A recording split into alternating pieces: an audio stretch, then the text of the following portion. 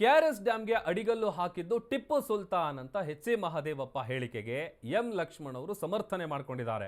ಬಹಳ ದೊಡ್ಡ ಮಟ್ಟದಲ್ಲಿ ಚರ್ಚೆಗೆ ಗ್ರಾಸ ಆಗಿತ್ತು ಮಹದೇವಪ್ಪ ಅವರು ಹೇಳದಂತ ಈ ವಿಚಾರ. ಅದಾದ್ಮೇಲೆ ನಾನು ಆ ಥರ ಹೇಳೇ ಇಲ್ಲ, ನನ್ನ ಹೇಳಿಕೆಯನ್ನು ತಪ್ಪಾಗಿ ಗ್ರಹಿಸಿದ್ದಾರೆ ಅಂತ ಹೇಳಿದ್ರು. ತೇಪೆ ಹಚ್ಚುವಂತ ಕೆಲಸ ಮಾಡಿದ್ರು ಎಚ್ ಸಿ ಮಹದೇವಪ್ಪ.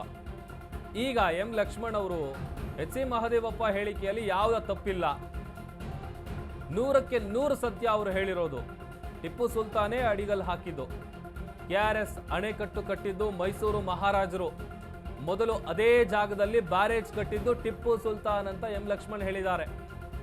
ಬಳಿಕ ಅದೇ ಜಾಗದಲ್ಲಿ ಕೆಆರ್ಎಸ್ ಅಣೆಕಟ್ಟನ್ನು ಕಟ್ಟಲಾಗಿದೆ. ಮೈಸೂರಿನಲ್ಲಿ ಕಾಂಗ್ರೆಸ್ನ ವಕ್ತಾರ ಎಂ ಲಕ್ಷ್ಮಣ್ ಅವರು ಈ ವಿಚಾರ ಹೇಳಿದ್ದಾರೆ.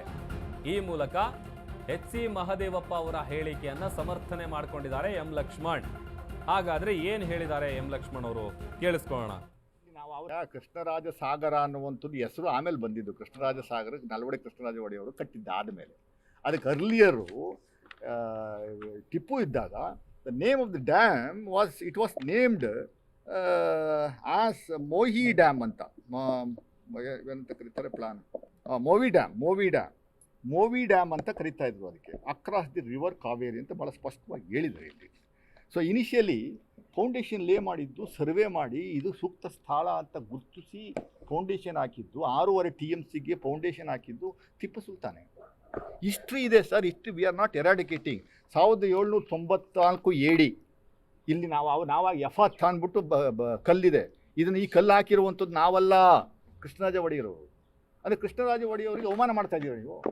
ಕೃಷ್ಣರಾಜ ಒಡೆಯವರು ಹಾಕಿರೋ ತಪ್ಪು ಅಂತ ಹೇಳ್ಬೇಕು ಅಂತ ಹೊರಟಿದ್ದೀರಾ. ಏನದು ನಿಮ್ಮದು? It's very clear. 6.5 TMCಗೆ ಹೌದು, ಅಡಿಗಲ್ಲಲ್ಲ, ಬ್ಯಾರೇಜೇ ಕಟ್ಟಿದ್ದಾರೆ.